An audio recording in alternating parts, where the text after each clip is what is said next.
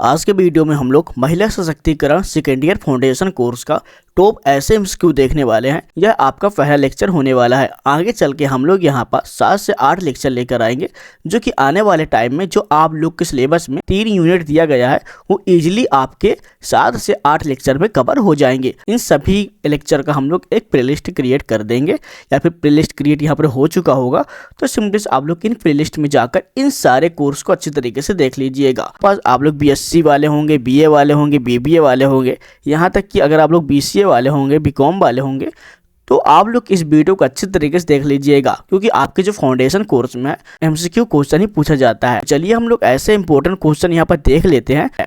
तो पहला क्वेश्चन आपके आता है, महिला सशक्तिकरण के लिए यहाँ पर क्या है? जस्टिस फॉर वुमेन है, यानी कि महिलाओं का न्याय है। तो इसका राइट आंसर आप लोग का सा नंबर, महिलाओं का उत्थान।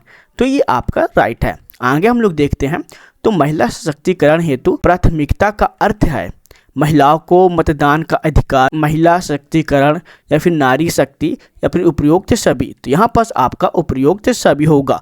इसमें महिलाओं को वोट हो गया, बस वोट दे सकते हैं, और सशक्तिकरण हो गया, ये सब कुछ यहाँ पास मिलता है। प्राथमिकता का यहाँ पर अर्थ समझ में आ जाता है।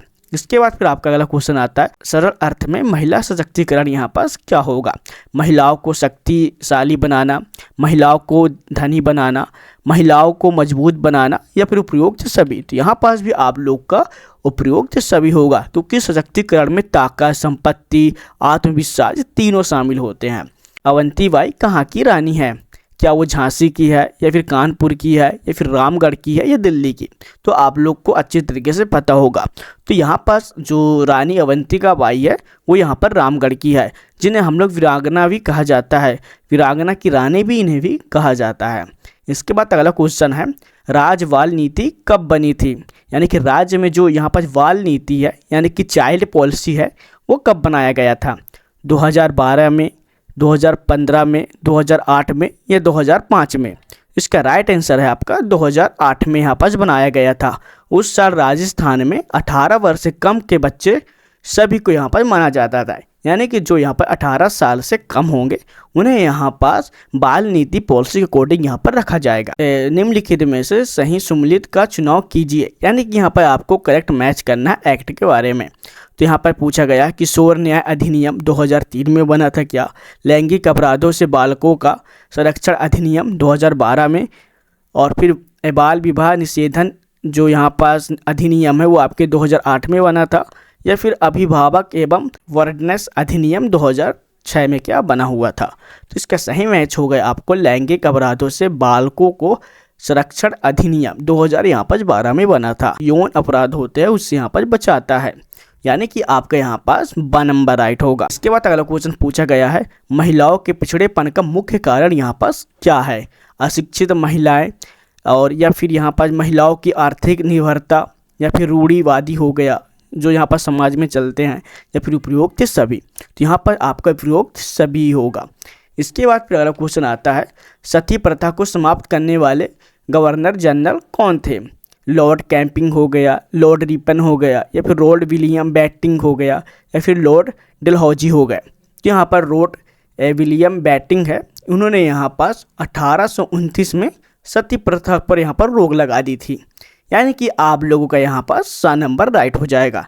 ये इंपॉर्टेंट क्वेश्चन है, ये आपके एग्जाम में जरूर पूछ लिया जाएगा सती प्रथा के बारे में। इसके बाद अगला क्वेश्चन आता है, NCW का पूर्ण रूप क्या है? महिलाओं के लिए राष्ट्रीय समिति, महिलाओं के लिए राष्ट्रीय परिषद, या फिर महिलाओं के लिए राष्ट्रीय सहयोग, या फिर महिलाओं के लिए राष्ट्रीय आयोग? NCW का यहाँ पर आपको फुल फॉर्म बताना है। तो इसका राइट आंसर हो जाएगा महिलाओं के लिए राष्ट्रीय आयोग, जिसे हम लोग इंग्लिश में नेशनल कमीशन फॉर वुमेन कहते हैं, यानी कि आप लोग का यहाँ पर द नंबर यहाँ पर राइट हो जाएगा। ये क्या करता है कि महिलाओं के अधिकारों पर निगरानी रखता है। इसके बाद फिर आता है, कौन सा हिंदू उत्तराधिकारी अधिनियम महिलाओं को उनकी पैतृक संपत्ति वारिस का अधिकार सुनिश्चित करता है? तो यहाँ पर 1952 में, या फिर 1954 में, या फिर 1956 में, या फिर 1958 में? तो यहाँ पास आपका राइट आंसर हो जाएगा 1956 में, यानी कि आपका सा नंबर। इसमें क्या होता है कि बेटियों को बराबर हक मिलना चाहिए, उन्होंने बताया था। उत्तराधिकारी यहाँ पर अधिनियम लागू किया गया था, यानी कि आप लोग का सा नंबर राइट हो जाएगा। इसके बाद अगला क्वेश्चन है, दहेज निषेधन अधिनियम कब लागू किया गया था? 1992 में, या फिर 1960 में, या फिर 1961 में, या फिर 1963 में? इसका राइट आंसर है 1961 में यहाँ पर लागू किया गया था। यही दहेज पर पहली बार पाबंदी लगाना और कानून बनाना था। यानी कि आप लोग का यहाँ पर सा नंबर राइट हो जाएगा। प्राचीन काल में लड़कियों को देवता को समर्पित करने की प्रथा को किस नाम से यहाँ पर जाना जाता था?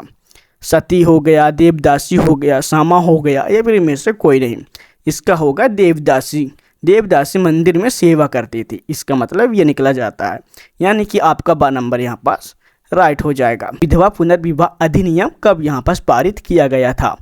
1840 में, 1856 में, 1950 में, या फिर 1956 में? इसका राइट आंसर है 1856 में। यहाँ पास इस कानून में विधवाओं को नया जीवन दिया जाता था। यानी कि कहा जाए जो यहाँ पास जो महिला विधवा हो चुकी हैं, इस अधिनियम के कारण वो दोबारा यहाँ पर शादी करके एक नया जीवन यहाँ पर शुरुआत कर सकती हैं। यानी कि आप लोग का बा नंबर यहाँ पर राइट हो जाएगा। सती प्रथा के उन्मूलन में पहल करने वाले समाज सुधारक कौन है? ज्योतिराव फूले है, सैयद अहमद खान है, या फिर राजा राम मनोहर रॉय है, या फिर ईश्वर चंद्र विद्यासागर है? इसका राइट आंसर हो जाएगा राजा राम मनोहर राय, जो कि उन्होंने ब्रिटिश सरकार से सती प्रथा पर यहाँ पर रोक लगाई थी।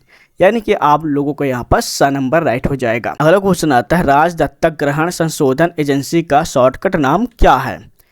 क्या यहाँ पर लिरिक्स है, या फिर यहाँ पर आपको ICIPS है, या फिर सारा है, या फिर फोस्टर केयर है? तो यहाँ पर राइट आंसर बता दूँ, यहाँ पर सारा है। यह नाम आसान और पहचान में क्या करता है? पहचान रखता है। इसलिए यहाँ पास जो राज्य दत्तक ग्रहण संशोधन एजेंसी है, इसके यहाँ पर शॉर्टकट में यहाँ पास क्या कर दिया गया है? सारा नाम कर दिया गया है। महिला सशक्तिकरण की समस्या कौन सी है? बाल विवाह हो गया, घरेलू हिंसा हो गया, लिंग भेदभाव हो गया, या फिर उपरोक्त सभी? तो यहाँ पास आपका उपरोक्त सभी हो जाएगा। तीनों मिलकर महिलाओं को यहाँ पास क्या कर देती है? कमज़ोर कर देती है। इसलिए इसके बाद अगला क्वेश्चन आता है, दहेज हत्या तथा पत्नी को पीटना किस हिंसा का उदाहरण है?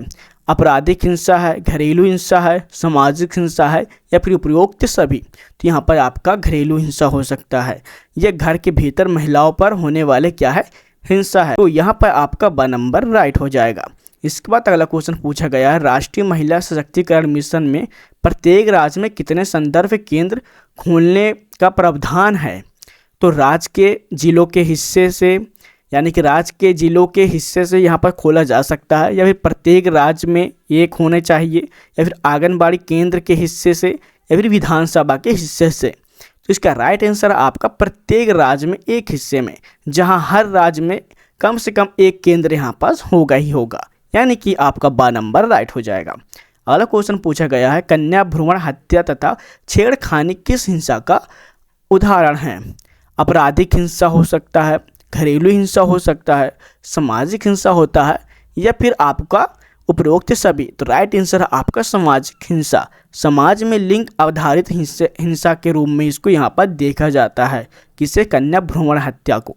यानी कि आप लोगों का सा नंबर यहाँ पर राइट हो जाएगा। अगला क्वेश्चन है, स्वतंत्रता के बाद महिला संगठन ने निम्न में से कौन सा विवाद यहाँ पास नहीं उठाया? बाल देखभाल प्रावधानों का अभाव, या फिर मृतव लाभ का अभाव, पुरुष कामगारों को महिला कामगारों से बदलना, या फिर मजदूरी भेदभाव?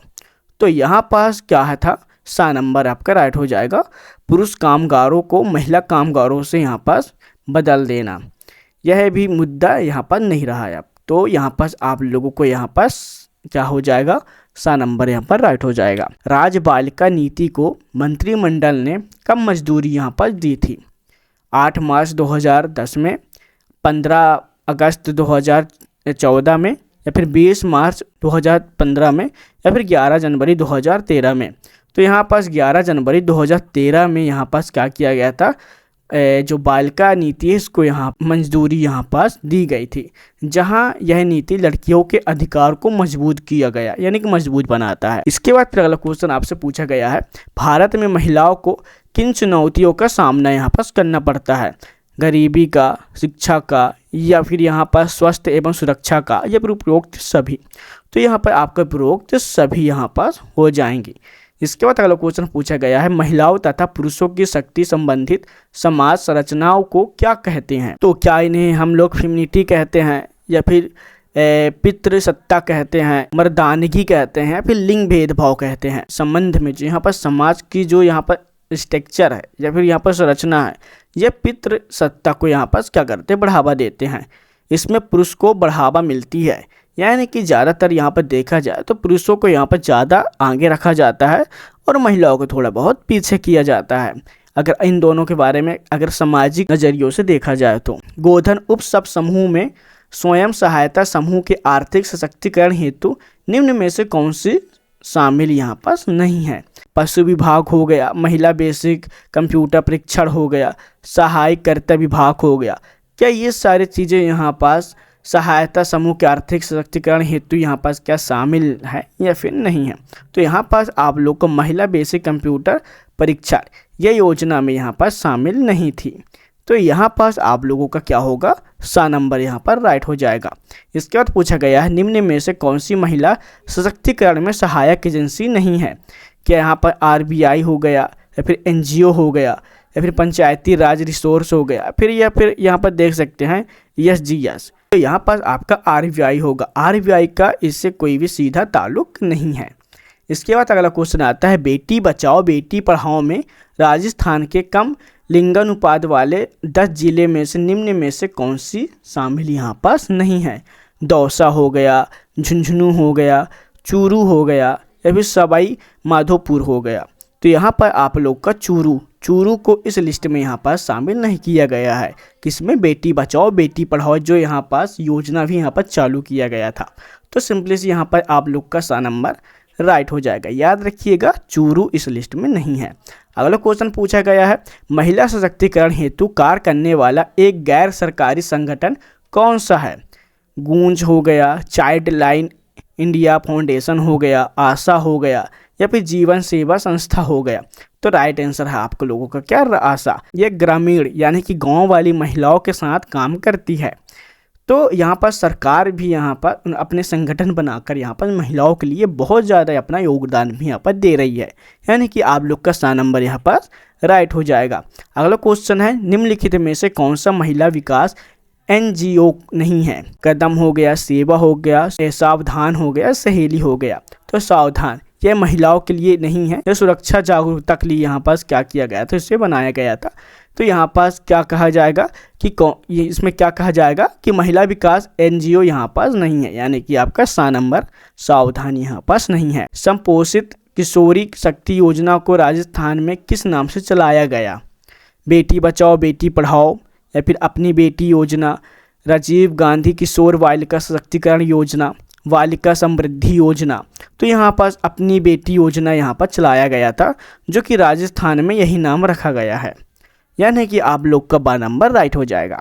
अगला क्वेश्चन पूछा गया है, राष्ट्रीय महिला आयोग का मुख्य उद्देश्य यहाँ पास क्या है? बच्चों के अधिकार को प्रोत्साहित करना, महिलाओं के अधिकारों के लिए स्वयं का प्रतिनिधित्व करना, कैदियों के अधिकार की रक्षा करना, या फिर वरिष्ठ नागरिकों के अधिकारों को प्रोत्साहित करना। तो यहाँ पास क्या हो सकता है, ब नंबर आपका सही है, वह आपका महिलाओं के अधिकारों के लिए स्वयं प्रतिनिधित्व करना, ताकि इस आयोग से महिलाओं की आवाज़ यहाँ पास बन सके। तो यानी कि यहाँ पास आपका ब नंबर राइट है। इसके बाद पहला क्वेश्चन आता है, प्रेरणा योजना किस उद्देश्य से शुरू की गई थी? जो यहाँ पर प्रेरणा योजना है, यानी कि जो बहुत लोग यहाँ पर सामूहिक में यहाँ पर जो शादी करते हैं उसके लिए, या फिर प्रेरणा योजना के लिए, या फिर स्वयं अवलंबन योजना के लिए, या फिर महिला स्वयं सिद्धा योजना। तो यहाँ पर राइट आंसर हो जाएगा प्रेरणा योजना। यह लड़की की शादी और जनसंख्या नियंत्रण को यहाँ पास क्या करती है, जोड़ती है, इसलिए यहाँ पास प्रेरणा योजना यहाँ पास क्या किया गया था, शुरू की गई थी। अगला क्वेश्चन आपका आता है, महिला स्वयं सहायता समूह का अंतिम लक्ष्य कौन सा है? धन की बचत, सशक्तिकरण, परिक्रमिक निधि, या फिर ऋण लेना। तो यहाँ पास आपका हो जाएगा सशक्तिकरण। इसका मकसद है महिलाओं को यहाँ पर मजबूत बनाना। याद रखिएगा कि जब भी महिला सशक्तिकरण के बारे में बात होता है, इनपावरमेंट करते हैं, यानी कि उन्हें अच्छी तरीके से पूरी तरीके से 15 जुलाई 2008 से लागू महिला वित्तीय सशक्तिकरण एवं नारी समृद्धि योजनाओं का उद्देश्य क्या रहा है? इंदिरा गांधी मृतत्व सहायोग, गरिमा बालिका संरक्षण एवं सम्मान योजना, महिला स्वयं सिद्धा योजना, महिला वित्त सशक्तिकरण एवं नारी समृद्धि योजना। तो इसका राइट आंसर हो जाएगा आपका द। इस योजना में क्या होता है कि महिलाओं के बैंकिंग से जुड़ाव में मदद मिलती है, ताकि वो आगे चल के अपने अकॉर्डिंग जो भी यहाँ पर उन्हें पैसे की कमी होता है, कुछ भी यहाँ पर बिजनेस वगैरह ओपन करना है वो कर सकती है। नंद घर योजना राजस्थान में कहाँ से लॉन्च यहाँ पर हुई थी? झलवाड़ा हो गया, 11 मई 15 गंगानगर हो गया, 11 मई 15 पाली हो गया, या फिर 11 मई 15 सुमेरपुर सिरोही हो गया। इसका राइट आंसर है आपका 11 मई 2015 पाली में हुआ था। सबसे पहले जो नंद घर योजना है वो यहाँ पर पाली में हुआ था, यानी कि राजस्थान में। इसके बाद फिर ये पूरे जगह में यहाँ पर फैल गया था। याद रखिएगा कब हुआ था, तो कभी कभी पूछ लिया जाता है, तो आप लोग याद रख लीजिएगा 11 मई 2015 में यहाँ पर इस योजना को लॉन्च किया गया था, यानी कि आपका राइट आंसर है। गैर सरकारी संगठन को महिलाओं को सशक्त बनाने में कौन सी समस्या यहाँ पर आती है? वित्त क्षेत्र में, कर्मियों के क्षेत्र में, कार्यक्रम की पहचान एवं कार्यान्वयन में, या फिर उपरोक्त सब। तो यहाँ पर आपका प्रयोक्त सभी होती है, ये तीनों में से काम में रुकावट आती है, तो यहाँ पर आपका द नंबर राइट हो जाएगा। अगला क्वेश्चन पूछा गया है, पीताम्बरा योजना विधवाओं एवं 40+ उम्र की एकांकी महिलाओं आवास सुविधा कहाँ से शुरू हुई है? तो बड़ी चौड़ जयपुर से हुई थी, चिकित्सा भवन जयपुर से हुआ है, या फिर कनौता जयपुर से हुआ है, या फिर सीतापुर जयपुर से। तो इसका पीताम्बर योजना विधवा जो है वो यहाँ पर कनौता जयपुर से हुआ था, वहां से विधवाओं को आवास दिया गया, यानी कि आप लोगों का स नंबर राइट हो जाएगा। SNG का कितना प्रतिशत विशेष रूप से महिलाओं के लिए है? क्या यहाँ पर 25% है, या फिर 50% है, या फिर 80, या फिर 90? तो यहाँ पर आपका होगा 90% है, जो ज्यादातर समूह महिलाओं के लिए ही यहाँ पर होता है। ये आप लोग को याद रखिएगा 90% है। ये क्वेश्चन आपसे बार बार रिपीट होगा, तो आप लोग इन्हें याद रख लीजिएगा। फिर यहाँ पर अगला क्वेश्चन यहाँ पर पूछा गया है, SHG का जो अर्थ है उसका क्या अर्थ हो सकता है? परियोजन सहायता समूह में, बढ़ती सहायता समूह में, या फिर स्वयं सहायता समूह में, या फिर स्वयं सहायता समूह के। तो यहाँ पर जो क्वेश्चन यहाँ पर रिपीट तो हुआ ही है, लेकिन यहाँ पर बता दूं स्वयं सहायता समूह ही होगा, ताकि महिलाएं मिलकर स्वयं का एक सहारा बनती है, यानी कहा जाए खुद के यहाँ पर बिजनेस वगैरह ओपन कर लेती हैं। बाल विवाह निषेध अधिनियम कब लागू हुआ था? 2010 में, 2007 में, या फिर 2008 में, फिर 2009 में। तो 2007 में यहाँ पास यह एक्ट को यहाँ पर लागू कर दिया गया था, जहाँ बाल विवाह पर रोक लगाने वाला यह पहला नियम बना था, या फिर नया कानून था। तो यहाँ पर राइट आंसर क्या हो जाएगा आपका? बा नंबर हो जाएगा। अगला क्वेश्चन पूछा गया है, एक स्वयं सहायता समूह में सदस्य यहाँ पर हो सकते हैं 1 से 5, 5 से 10, 10 से 20, 20 से 25। तो यहाँ पर आपसे 10 से 20 यहाँ पर हो सकते हैं। यह सामूहिक कार्य के लिए पर्याप्त होता है, यानी कि आपका यहाँ पर स नंबर राइट हो जाएगा। अगला क्वेश्चन पूछा गया है, बालक एवं किशोर श्रम यानी कि प्रतिषेध एवं विनियम जो यहाँ पर बताया गया है, ये अधिनियम कब यहाँ पर पारित किया गया था? 1976 में, या फिर 1980 में, या फिर 1986 में, या फिर 2000 में? तो यहाँ पर 1986 में यहाँ पर क्या हुआ था, इस नियम को, अधिनियम को यहाँ पर पारित कर दिया गया था। इसमें क्या होता था कि बाल मजदूरी पर यहाँ पर प्रतिबंध यहाँ पर लगा दिया गया था, यानी कि जो बच्चे हैं काम वगैरह उन्हें कम उम्र में ही यहाँ पर करने के लिए रख लिया जाता था, प्रतिबंध यहाँ पर लगा दिया गया था। तो याद रखिएगा वह आप लोगों का स नंबर। अगला क्वेश्चन पूछा गया है, SHGS का जो यहाँ पर उद्देश्य कौन सा नहीं है? बचत की आदत बढ़ाना, या फिर सामूहिक निर्णय का विकास, आत्मविश्वास बढ़ाना, ये प्रयुक्त सभी। तो यहाँ पर आपका उपयुक्त सही हो जाएगा। तीनों SHG का उद्देश्य यहाँ पास है, लेकिन यहाँ पर पूछा गया है कि कौन सा उद्देश्य नहीं है, तो यहाँ पर हो जाएगा बचत की आदत बढ़ाना। यानी क्वेश्चन को आप लोग थोड़ा सा गूगल कर लीजिएगा, क्योंकि ये क्वेश्चन थोड़े बहुत कन्फ्यूजन भी हैं। इसके बाद पहला क्वेश्चन आता है, भारतीय दंड संहिता कब यहाँ पर लाया गया था? 1860 में, 1950 में, या फिर 1872 में, या फिर 1961 में?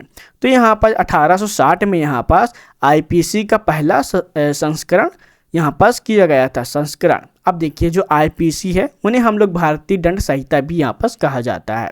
इसके बाद अगला क्वेश्चन आता है, SHG में बचत एवं ऋण निर्माण किसके द्वारा यहाँ पास लिया जाता है? बैंक के द्वारा, या फिर यहाँ पर सहकारी समिति के द्वारा, या फिर यहाँ पर सामूहिक सदस्य के द्वारा या फिर इनमें से कोई नहीं।